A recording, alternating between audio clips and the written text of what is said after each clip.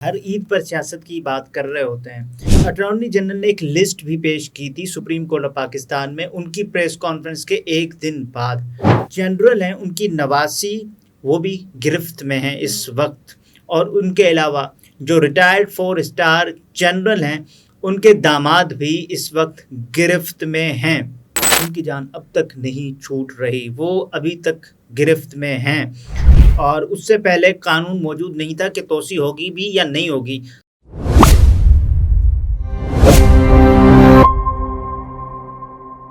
السلام علیکم، میں ہوں نمرہ سہیل، آپ دیکھ رہے ہیں الگ نیوز۔ عبدالستار ہمارے ساتھ ہیں۔ آپ سب کو ہماری طرف سے بہت عید مبارک، اور امید ہے کہ آپ لوگ بہت اچھے سے اپنی عید کو انجوائے کر رہے ہوں گے، گوشت وغیرہ کھا رہے ہوں گے، اور ہر عید کی طرح یہ عید بھی جو ہے سیاست سے بالکل جڑی ہوئی ہے۔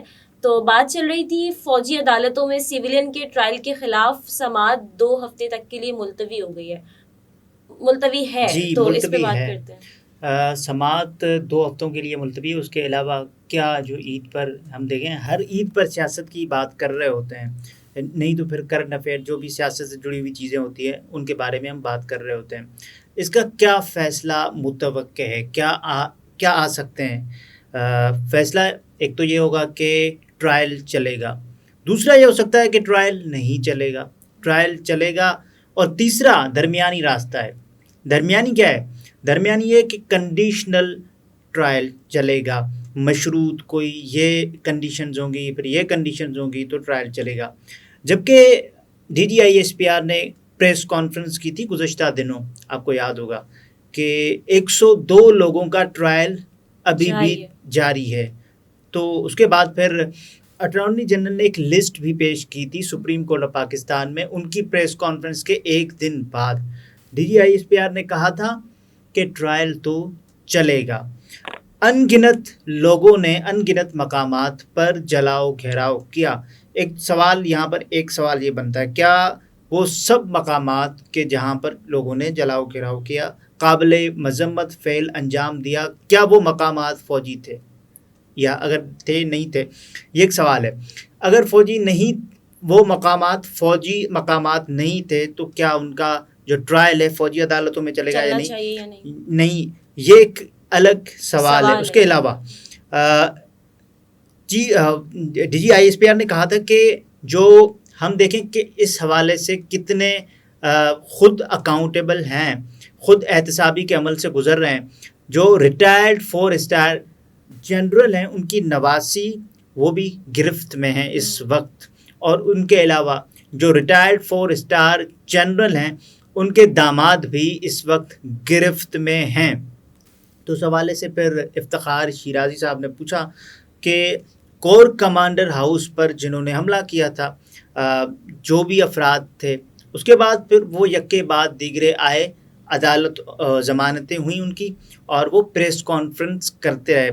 بعض مواقع پر ہم نے یہ بھی دیکھا کہ عدالتیں یہ کہہ رہی تھی کہ پریس کانفرنس کریں گے تو جان چھوٹے گی۔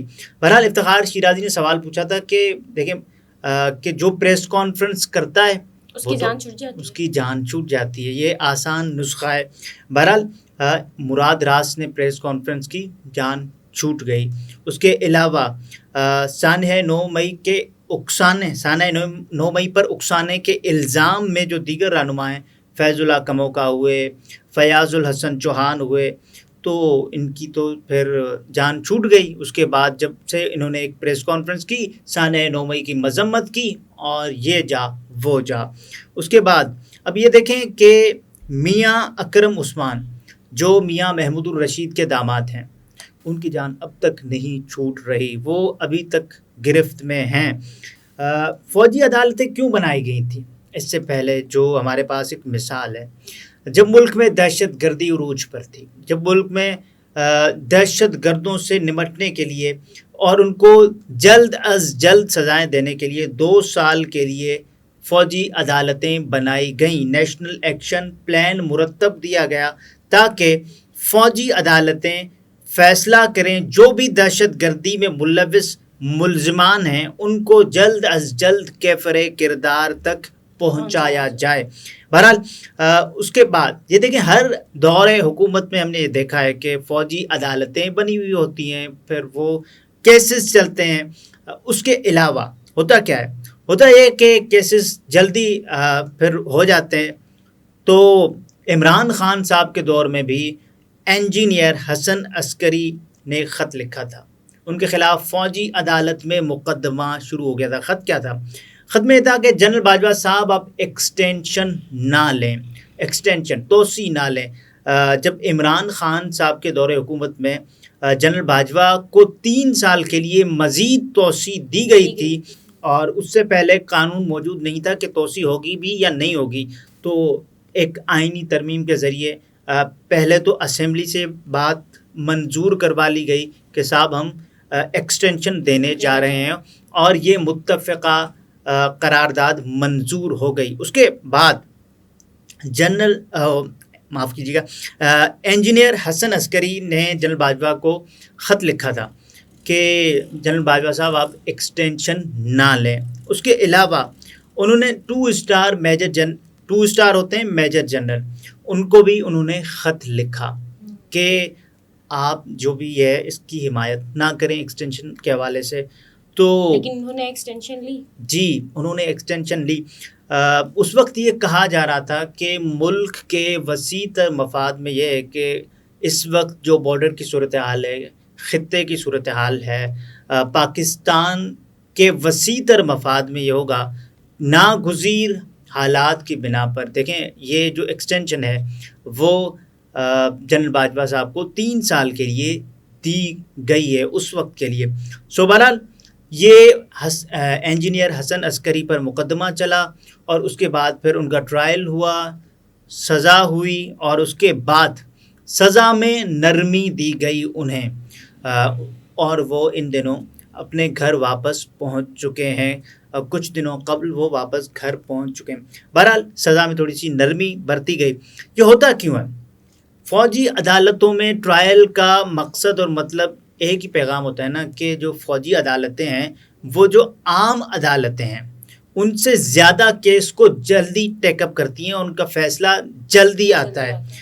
فوجی عدالتیں ملک میں، پاکستان میں اس وقت ان کا کیا ہے؟ کیسے تعین ہوگا کہ ایک بندہ ہے جس نے کوئی جرم کیا ہے، اس سے کوئی جرم سرزد ہوا ہے، تو یہ فوجی عدالت میں چلے گا یا سول عدالت میں چلے گا؟ اس کا جسٹس عائشہ اے ملک صاحبہ نے بھی ایک سوال پوچھا تھا جب یہ سماعت جاری تھی. کیس 2 ہفتوں کے لیے ملتوی ہو گیا تھا. 2 ہفتوں کے لیے نہیں بلکہ جولائی کے 2 ہفتوں تک بینچ اویلیبل نہیں ہوگا، یہ چیف جسٹس آف پاکستان نے کہا تھا.